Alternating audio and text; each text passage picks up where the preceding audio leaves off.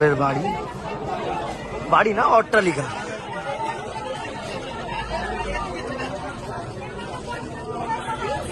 দাদা, এখন যে তৃণমূল নেতাদের বাড়ি থেকে যে সমস্ত ত্রাণের সামগ্রী পাওয়া যাচ্ছে, এই বিষয়ে আপনার বক্তব্য কি একটু জানান যদি। এটার মধ্যে তো আশ্চর্য কিছু নেই।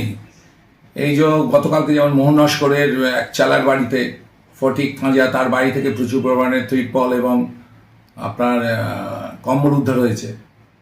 তো আজকে যেমন বেতালের বাড়ি থেকে উদ্ধার হয়েছে।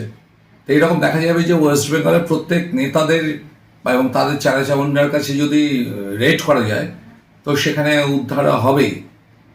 মানুষের জন্য বরাদ্দ, সাধারণ গরিব মানুষের জন্য বরাদ্দ এই সমস্ত কম্বল, ত্রিপল, এগুলো তাদের কাছে পৌঁছেছে না। তৃণমূল নেতারা কিছুই বাদ রাখছে না, সমস্ত কিছু এরা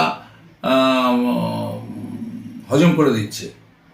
তো আমরা অলরেডি এসপিকে এবং ডিএমকে বলেছি যে এদের এগেনস্ট ইমিডিয়েট এফআইআর করতে। গতকালকে যেমন মোহন নস্করের অনেক কম্বল এবং ত্রিপল উদ্ধার হয়েছে, তার রাইট হ্যান্ড ফটিক পাজার গোডাউন থেকে, ঘর থেকে। আজকে যেমন বেতালের কৃপারামপুরের যে অ্যাপার্টমেন্ট সেখান থেকে উদ্ধার হয়েছে। ডায়মন্ডেও আজকে চলছে একটা জায়গায়, এবং আমরা খোঁজ নিচ্ছি আরও কোথায় কোথায় এ ধরনের স্টক ওরা করে রেখেছে।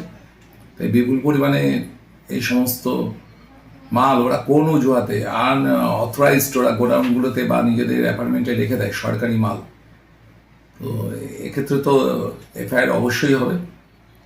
এবং ডিএম আমাকে মেসেজ পাঠালেন, এসডিওকে বলেছেন যে সমস্ত সিজ করে বিডিওর হেফাজতে রাখতে। একই সঙ্গে বিডিওকে নির্দেশ দেওয়া হয়েছে যে এফআইআর করার জন্য। নবকুমার বেতালের বাড়িতে স্টোর কোটি কোটি টাকা সম্পত্তি, এগুলো পাওয়ার দরকার ছিল গরিব।